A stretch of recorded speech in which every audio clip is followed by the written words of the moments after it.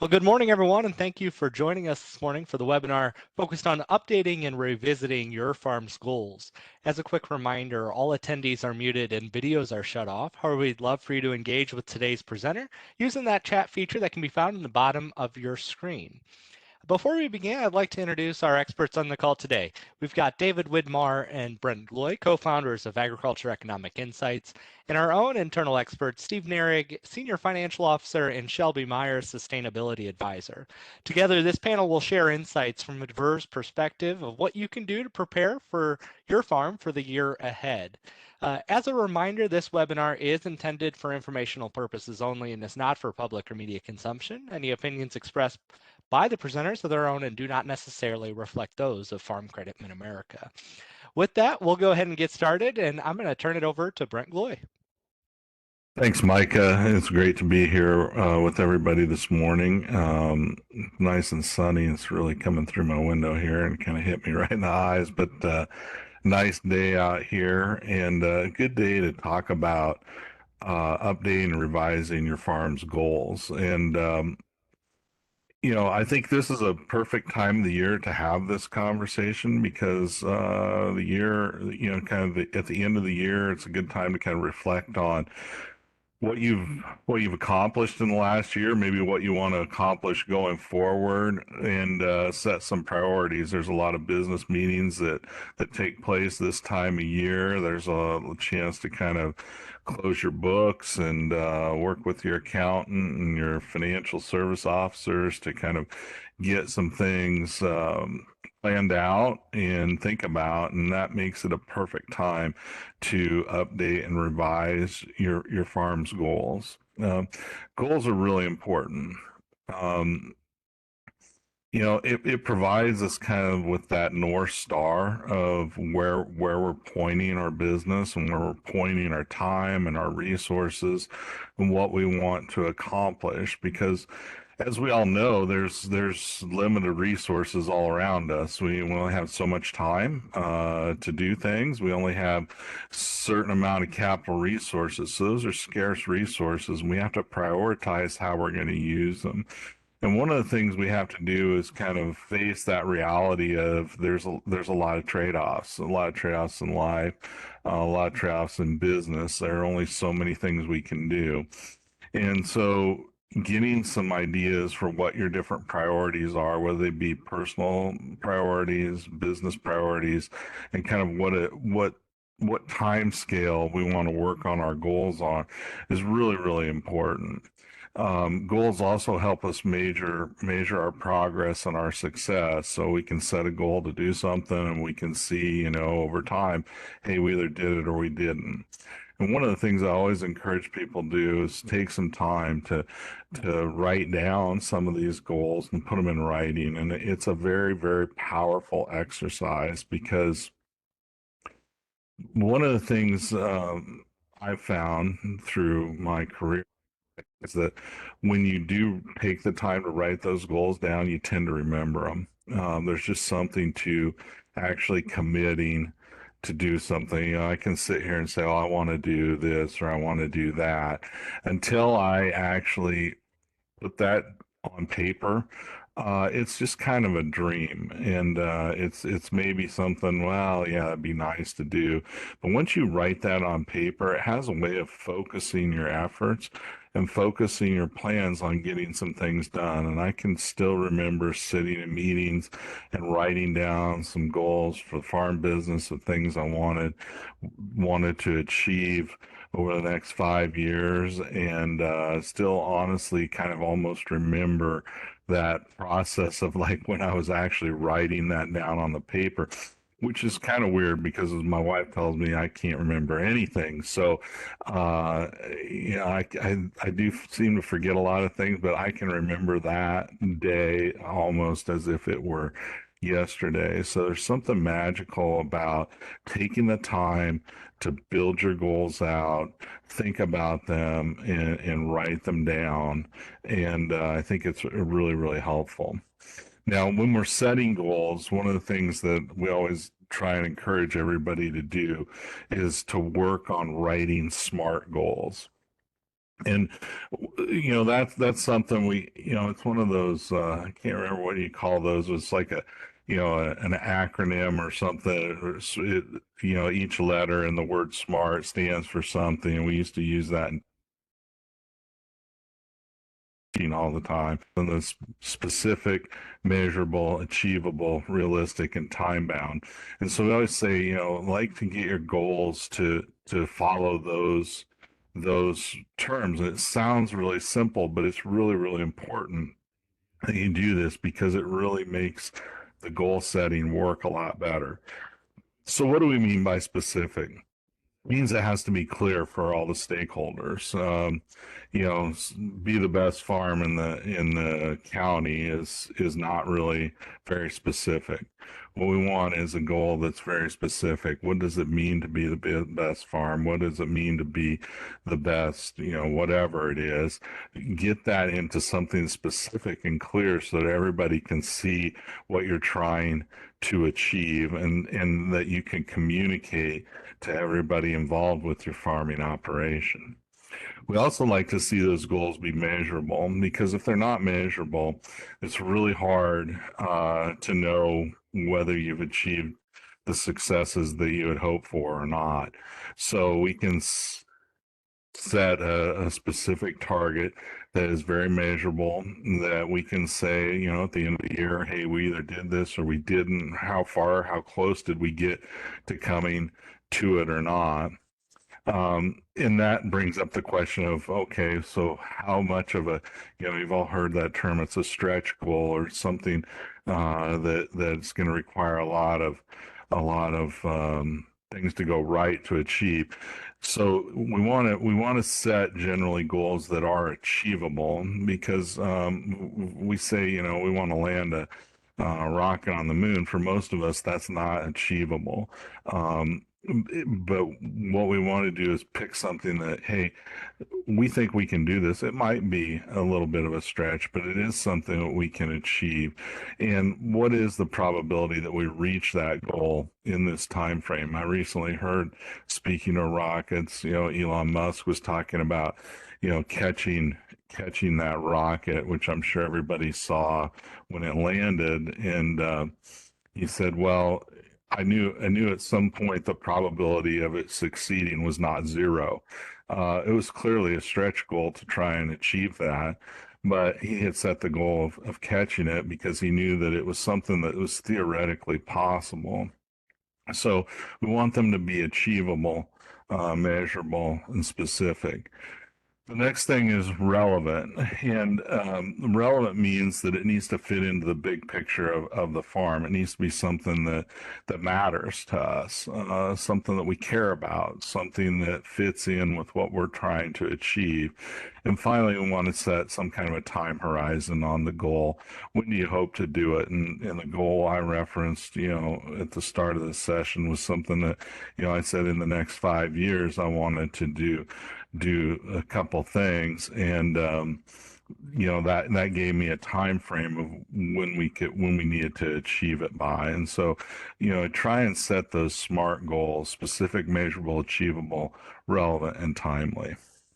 David, one of the things that's challenging with these goals is to, what seems like a reasonable goal today, if the environment changes a lot, may not be very reasonable, maybe more achievable. How do we deal with that in agriculture? So we know that we've got a lot of ups and downs. Yeah, Brent, I'm just speculating here, but I'm guessing that one of the biggest frustrations or barriers for producers setting goals is that we don't have a whole lot of control over what the farm economy looks like in a couple years.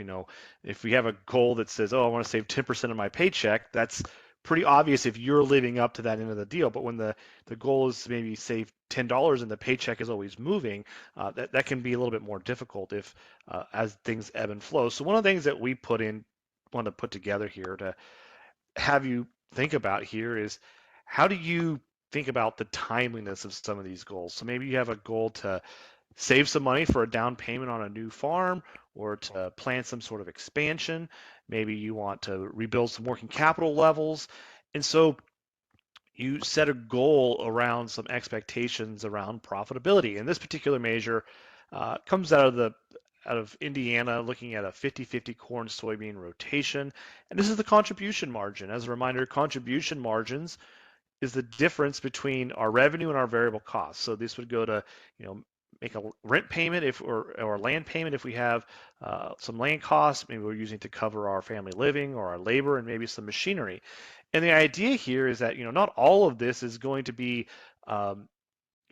things that you can count on to commit toward that goal. But if you think about where we were back in 2014, 15, 16, 17, even up to 2019, between $200 and $300 an acre in contribution margin. So you take that, you subtract out what you need to cover machinery, labor, and land, and other overhead expenses you might have.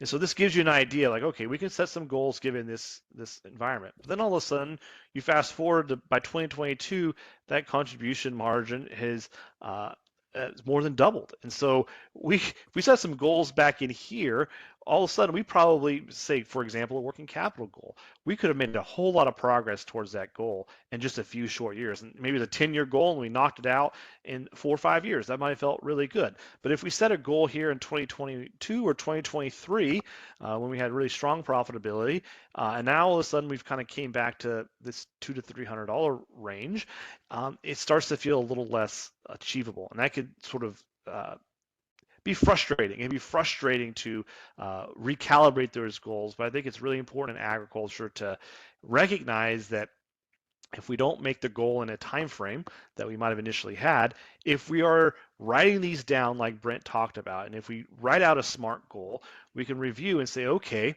what happened? Why haven't we made this goal? And so you can look back at your profitability and you can look back at the farm economy. You can say, okay, maybe we were just a little too optimistic when we set that goal back in 2022 or 2023. And I think that is, it's a little more work than just thinking about the goal as you're driving down the road or sitting at the Thanksgiving dinner with your family. Writing it down and being specific and really challenging yourself to document this in a way that 3 or 4 years from now you can look back at it and reflect on it. It's going to help you to make sure that you just don't get frustrated towards this progress. You can look back and make improvements. You can make the recalibrations. You can realize this is where I needed to adjust those goals. I think that's really part of that feedback loop. If we want to make continual progress towards our goals, we need to make sure there's a feedback loop where we document what we're doing, we recognize what's working and what's not working, and then recalibrate and we get back on that path. Another exercise to think about around goals that I think is really valuable around this sort of uncertainty around what the farm economy might look like in a couple of years and how we can create goals that are a little bit resilient to that uncertainty is thinking about input versus output goals. Output goals are really common. I think a common example you're gonna hear a lot of people talk about here in about 25 days or 26 days is I want to lose X number of pounds, right? And that's an output goal. And so that's a really a way of saying I want the outcome of my effort after my New Year's resolution to be, losing this weight. Another example in agriculture is going to be, expanding the farm by renting another 1,500 acres over the next 5 years. Maybe you want to bring your 2 kids back into the operation over the next decade. And the idea here is these are making a goal around the tangible result or the product, the outcome of those actions. And those are important. Those are relevant. They're valuable. I think this is where a lot of us default in our goal setting. But I think another way to help us in our goals and making progress is to think about input focused goals. And those are specifically, if we're going to define those, these are actions or efforts that we take to achieve that result. So let's not think about the outcome, but let's think about a goal around what we're going to do on a daily or monthly or annual basis to make sure we're making progress. And so, for example, if you want to expand your farm by renting acres, maybe you're going to have a goal of talking with a few farmers every single year about their transition plans. Or maybe you want to bring your kids back to the operation. So maybe that goal is going to be to meet with a lender, an accountant, lawyer, other trusted advisors on an annual basis to work on a to-do list of things you're going to accomplish in the next year. And so I think going back to that New Year's resolution about a weight loss goal, this would be about, getting to the gym 3 times a week rather than, the specific outcome that might be coming from the scale. And so I think in a lot of cases, again, both of these are valuable. I think it's worth stepping back and thinking about it. Should we be making output or input focused goals?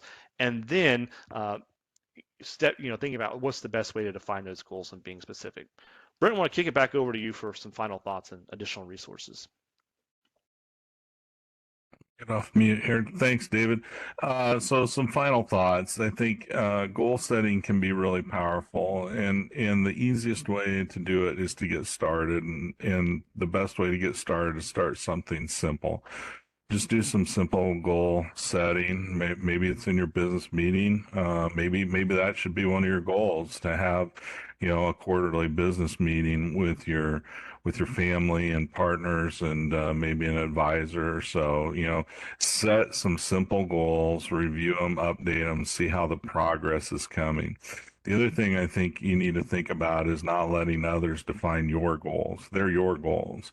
Let it be yours. Take the time to make it yours and put some ownership on it. Because if we're trying to do something that somebody else wants us to do, it's very unlikely that we're going to be successful. We have to commit to it and make them our own goals. The other thing I think that is oftentimes helpful, and this is one area I don't do very well, is sharing those goals. It helps to get other input on your goals, the steps you're taking to achieve those goals, and how your progress is going. Share those with your teammates, with your trusted advisors, with friends, with peers. Share some of those ideas, because that one of the things that does, it creates some accountability, and that accountability can be really, really powerful.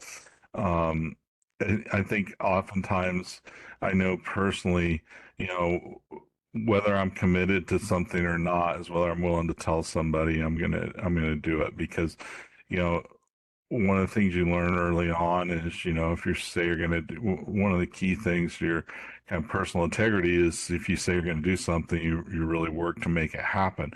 And I think that's a great characteristic, but it also sometimes makes us unwilling to kind of create that accountability by telling other people what we want to accomplish ourselves, because we're a little scared to say, oh man, if I tell everybody I'm going to do that, I'm either going to be seen as a success or a failure in their mind. But that's why it's really important to think through what those goals are, what you really want to achieve, but then create that sense of accountability. A few additional resources we can provide you. We'll give you some materials on this. I think, David, is that right? This idea of anti-goals. Sometimes it's easier to say, what don't we want to do? And David and I have used this in our business a lot, and we say, well, what don't we want our business to be?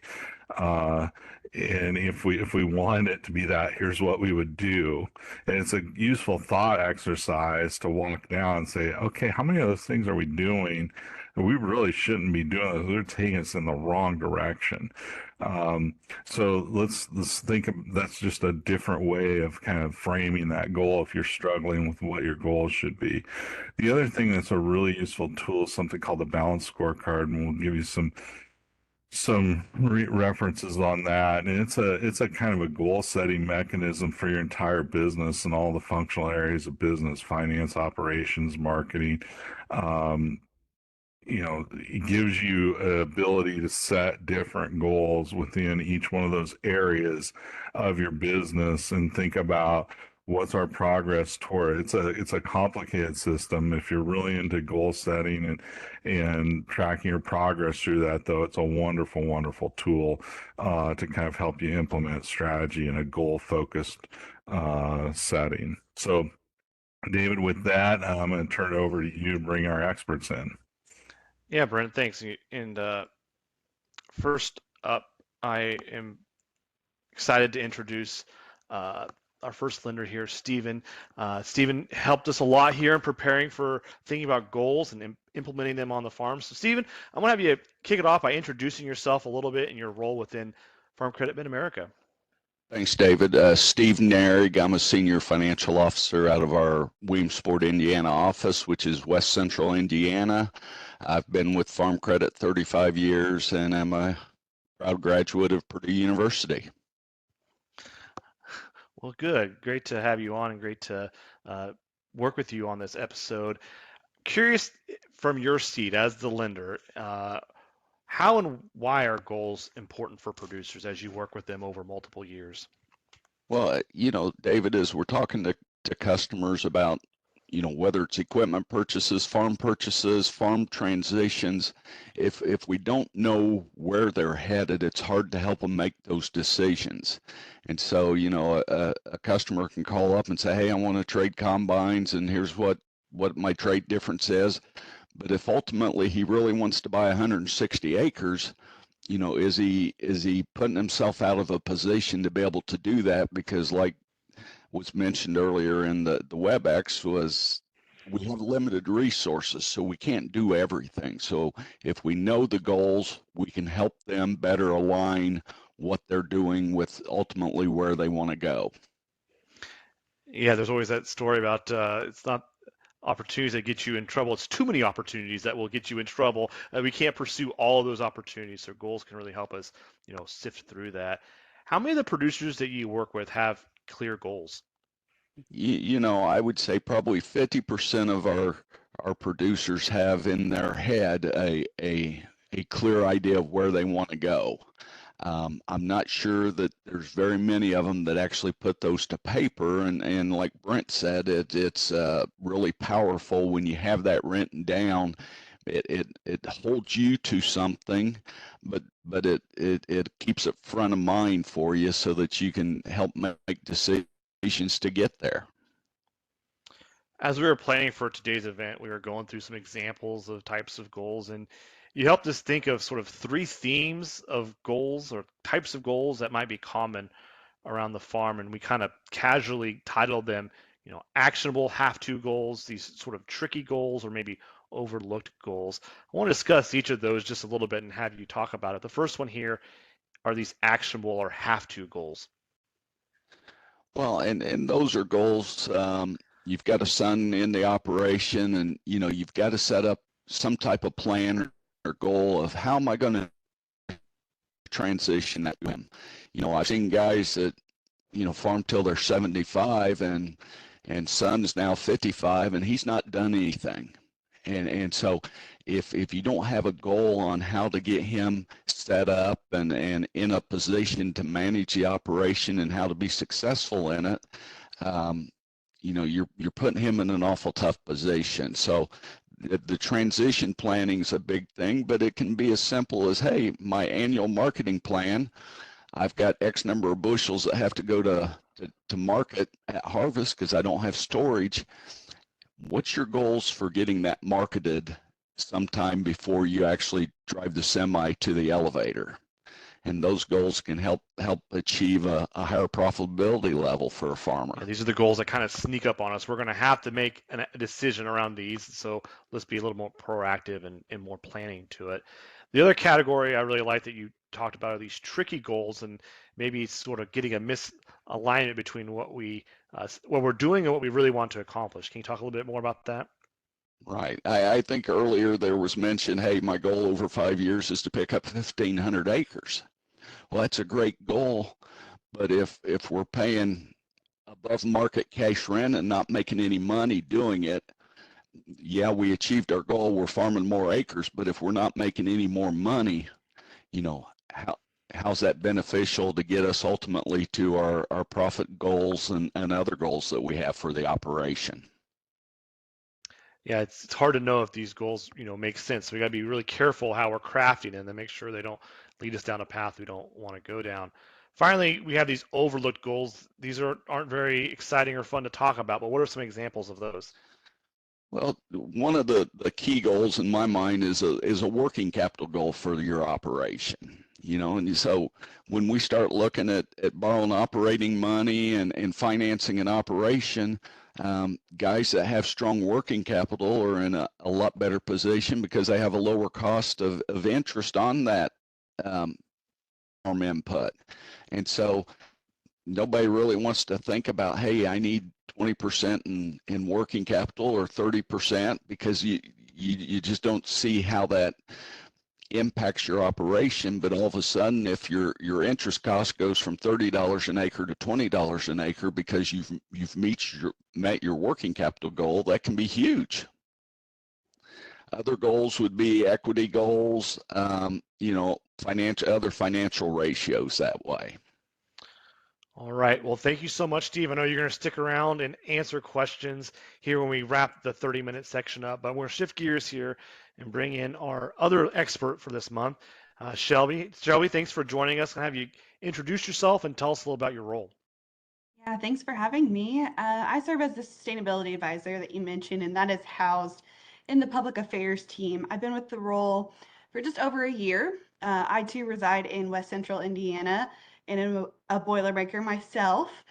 In my career, I've spent time on farm policy, crop markets, and sustainability in roles with Indiana Farm Bureau, as well as out in Washington, D.C. with the American Farm Bureau Federation. My role is to help Farm Credit Mid-America be in a position to understand and help our customers in their sustainability journey, whatever that may be, wherever they are, and however that looks. We recognize that sustainable agriculture takes on many forms, and it's important that we have resources that are necessary to support our customers. So we've kind of incorporated that into 3 different pillars that I think are really helpful to wrap our heads around. The first being customer education. What does sustainability in agriculture look like? Why is it here? Where are those pressures coming from? Because they're kind of all over the place. More information about NRCS, climate smart, climate sustainability, whatever the word du jour of the day is, and some of the payment opportunities that are out there, those voluntary market-based incentives. We're also focused on communication and how we share customer stories about sustainability. We hear over and over again that farmers are doing the right thing, farmers are trusted, but we don't hear enough about the farmer stories, and not just in a qualitative, fun video, but also a quantitative story, right? Like, what are the acres that are out there? What kind of practices are out there? How many farmers are doing this? What does this look like in the scale of the supply chain and as it moves through? So communicating those stories and how we talk about those is a really important piece of our strategy. And then the last one is advocacy, and how do we lower the barriers and improve opportunities for those voluntary market-based sustainability approaches that we talked about. This can range anywhere from private voluntary carbon credit markets, which we don't have time for today, but those are certainly on the table to talk about, all the way to opportunities that were included in the Inflation Reduction Act for Farm Bill and NRCS programs, those climate smart commodity pilot projects, the future of sustainable aviation fuel and where that ends up, things that are happening at the Commodities Future Trading Commission. That's a whole other regulatory agency jumping into this that will likely impact agriculture. And then you even hear, especially now, just rhetoric around future of carbon taxes and what that looks like and how we navigate that in agriculture. So overall, I think it's important that we're continuing efforts to maintain and increase our farmer owners' social, regulatory, and legal license to operate. Well, I think it's really great. I appreciate that overview. And the reason why we want to talk about that in this context is because this is a big opportunity that's been out there that producers have been thinking about for a while and trying to size up. And I think this is another example of how if we have goals and we can use those goals to help us figure out, do these sustainability programs line up with our specific operation, and how do they help us make progress towards those goals? So the next question I have for you here is, what are some examples of how these programs might fit into some specific goals that operations or producers and those watching today might have for their own farms? Yeah, I think it's important that we take a step back because we talked about how sustainability can take on many forms for our customers. But we need to define what sustainability means. And so we really focus on the definition that was added part of the 1990 Farm Bill that talks about sustainable agriculture that encompasses producing food, fuel, and fiber sustaining economic viability for future generations, enhancing quality of life, conserving environmental quality and natural resources, and efficiently using our resources. And I really think that encompasses a lot of even the goals that we're talking about today. These are things that we've done for a long time, and now we're putting words and phrases to them. And like I said, whatever word is sexy of the day. So when customers are thinking about and updating their goals this winter, I think consider how sustainability can fit into those goals. There are obviously the production practices that we hear about and that come to mind first, and that's because, frankly, there's money to be made. It's sitting on the table waiting for producers to take it. And so I always say there's an opportunity for diversified revenue potentials in that space. I think, when we look at it, agriculture producers are facing consumer supply chain and potential regulatory pressures to meet some of those sustainability goals that they didn't necessarily set. Think about the 500 companies that have set science-based climate targets or net zero commitments, or even how many of those touch the agriculture supply chain. So the public and private and even the nonprofit sectors have all recognized this transition can't be done without support. And they put a lot of money out there, in the billions of dollars. So, when you're thinking about your goals, this is a great way to say, I'm going to add a little bit of extra money, either doing something new, something I've been interested in doing, or something I'm already doing and I'm going to get paid for it. Oh, you're still muted, David. Thanks.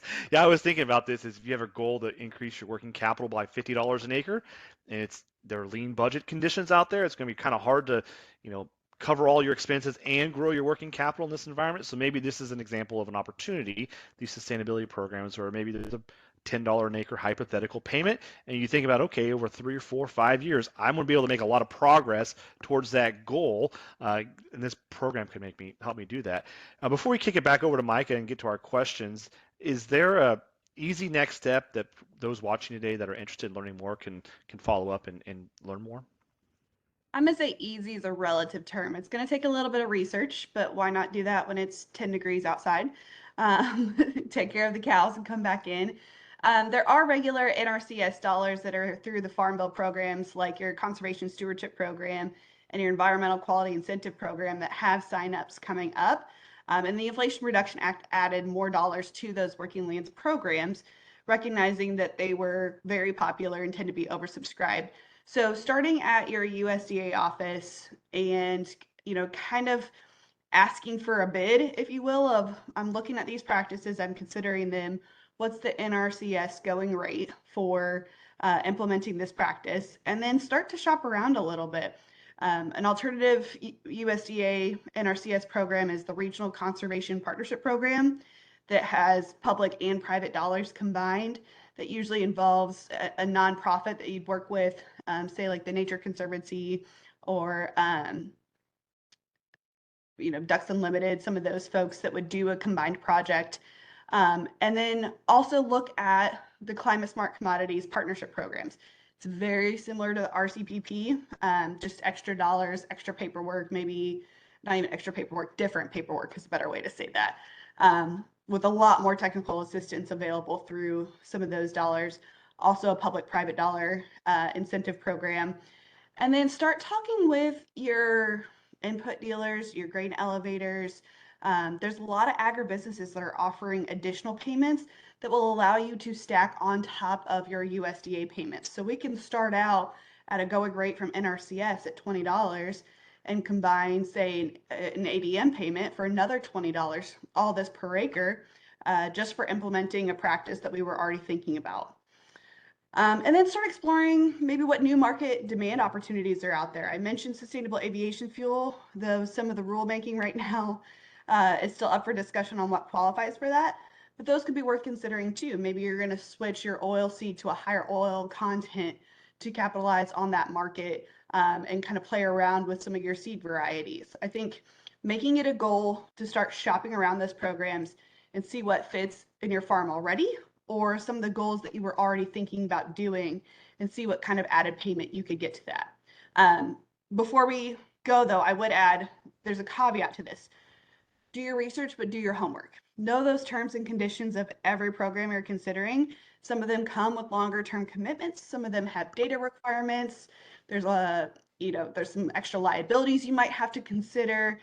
So really make sure that you're taking the time to make the right decision for your farm and based on the business goals that you have. All right, well, thank you so much, Shelby, helping us think about a real life example of how we can consider an opportunity and how it fits in our operation and our goals, and also setting goals to learn more about that specific opportunity. So thank you so much. Mike, I'm going to pass it back over to you. I know you have some questions ready for us that have been coming in from the audience. That's right. And Shelby, I want to kick it back to you. Let's talk a little bit more about government money, shall we?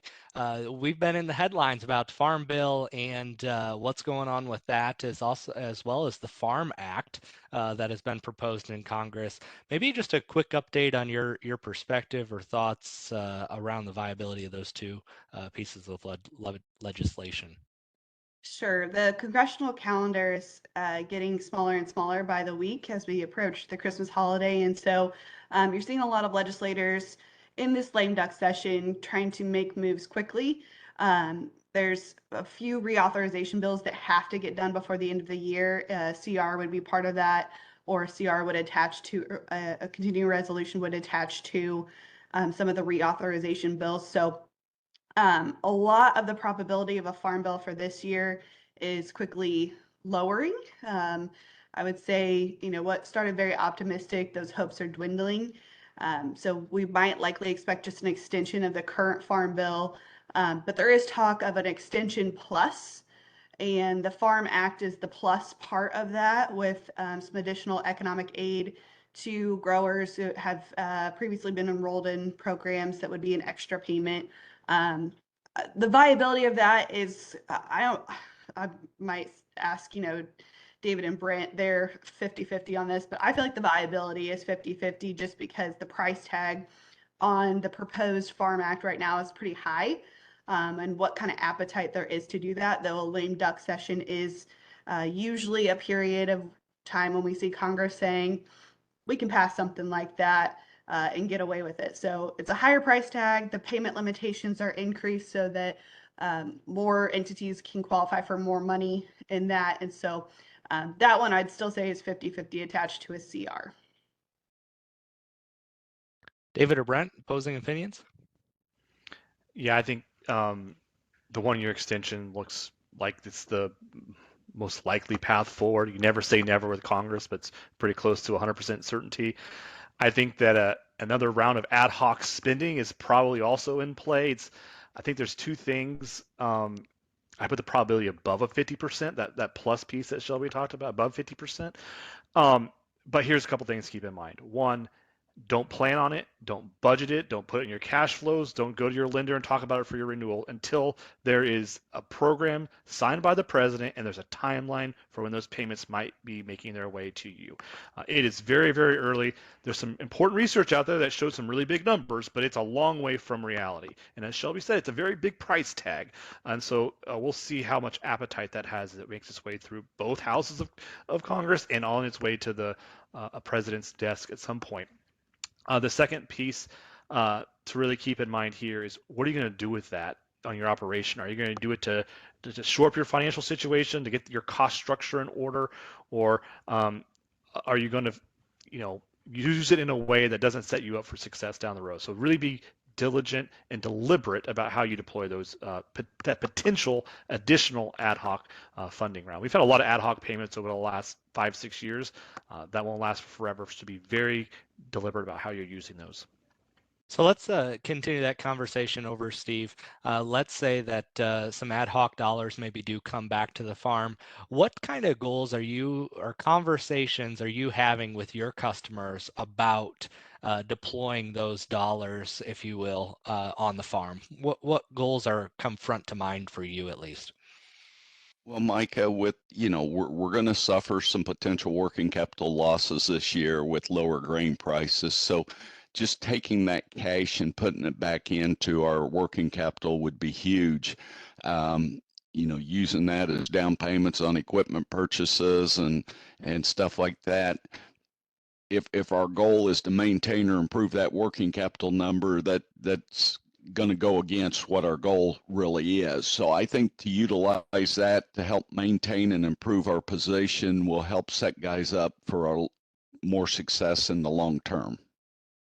One of the goals that I think that I thought a lot about as David and Brent were presenting was even if you don't necessarily have huge aspirations for your farm in 2025, it's okay to start simple, right? And I think everybody on this call should have a goal of meeting with their financial officer, their local financial officer, to be able to start to have these conversations and start to plan ahead for the year coming up. And so that leads me to my next question, Steve, of around thinking about when is a good time to refinance. Let's say I have a loan right now on some farm ground at 7%. Should I just make it a goal in 2025 to refinance that, or how do you think about maybe those refinance opportunities? Well, I think it's a good opportunity to meet with your financial officer and discuss where you're at on those different loans and see what's available out there to you. The Fed, the expectation is that they'll still look at cutting rates another 0.5 to 0.75% over the next 6 to 10 months. And if we see that, I guess my personal expectation is we'll see some of these rates come down.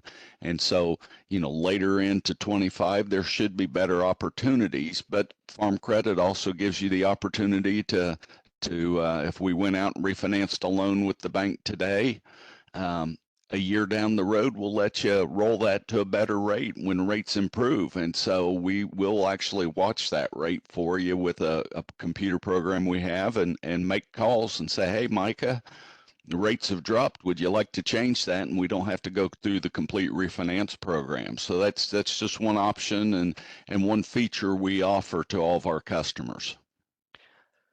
David and Brent, I want to come back to you. An interesting question came in.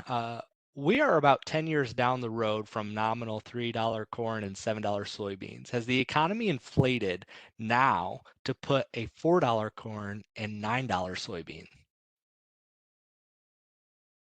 That's a really good question, Micah, and I think the answer is we don't necessarily know. I don't think there's any magical economic law that says prices can't go outside of certain bounds, but I think it is very reasonable to ask what's a reasonable price in today's environment. And I think the best way to get a handle on that is to look at what your costs are. And what we know is that over the long run, prices are going to kind of try and push toward cost of production. And so I would say that where cost of production is at today, that kind of $4 corn is probably the new $3 corn. We used to think we'd make quite a bit of money at $4. Now we don't make hardly any. In fact, we're probably going backwards. So I think there's some reason to think that that might be where we settle. But of course, things can change, and land values and other things can go down, which would kind of ultimately push cost of production lower, but in a not a good way. So I think there's some sense that at least I feel like we're pushing toward that environment where that kind of $4 is the new $3, and we'll probably be below it. Probably be times when we're well above it, and we just got to manage our business so that it can handle the stress of going below that $4 level. And that's what I think the big risk is. How sustainable is your business at prices below those levels, and what can you do to kind of make sure that you can make it through those times when we do hit into those kind of areas that plumb kind of below our cost of production. I got just two last questions that I want to kind of throw out to the group. Shelby, one of the things that we often talk to our customers about is that part of our sustainability strategy, sometimes people get scared when they hear that, right? But part of that is advocating on behalf of our customer owners and saying, we are already doing incredible things in agriculture. Let us do voluntary-based markets, right? That's the story that we're trying to tell. And so I just want to throw a plug out there for you and the work that you're doing, that if you have practices on your farm, I would highly encourage you to take the opportunity to call Shelby, send her an email, reach out to myself, and I can get you in contact, because we would love to tell that story to help advocate on behalf of all of agriculture, right? And so we see this as an opportunity to try to make sure that all markets stay voluntary from a federal perspective, right? And so we want to be able to tell as many success stories as we possibly can, everywhere from DC to just out in for general consumers, all the way to the kind of the investment of industry into agriculture. So if you have stories that kind of meet that idea of doing the right thing, or doing something to kind of continue to sustain your operation, we'd love to hear about it. Steve, on the flip side, or on another point I just want to ask just real quick is as farmers are thinking about their goals here, what are those top 3 ratios that you kind of are your go-to for your customers, that maybe people should either A, be asking their financial officers about, or B, be kind of monitoring themselves? Well, one would be a working capital ratio, and that would be a current ratio where, we'd like to see, 20% of our gross farm income in working capital that way. That allows you to weather these storms where we're not at $4 corn. Another equity or another ratio would be our owner's equity. Farm credit, we'd like to see that at 55% or above. So you own 55% of everything and you borrow 45% or less. And those 2 ratios, if you can maintain those, it helps reduce the risk out there that you have when we do sustain losses when prices drop. And the final ratio would be some type of profitability ratio. We'd like to see 130% profitability ratio for customers, and again, that allows you to, over a long-term period, be able to sustain periods of losses like we've had in the past years. And when you say 130%, what you mean is that you're covering all of your debts 1-to-1, right? And you've got 30% left over at the end of the year once you've paid all those expenses. Exactly. Yeah. If my payments are $100,000, I've got $130,000 available to cover them. Yes, sir. Awesome. Well, thank you all so much for your time this afternoon. We appreciate the panelists kind of coming together to be able to create this really good conversation as we head to 2025. We do have one last webinar coming up here in December, and that's a Fed meeting outlook coming up here, David, in about 2 weeks, right? And so maybe, as Steve was talking about some of those interest rate outlooks, David will have some more insights for us here as we look here in 2 weeks for the Fed recap meeting. So with that, thank you all so much for joining us. We do appreciate it, and we'll see you next time.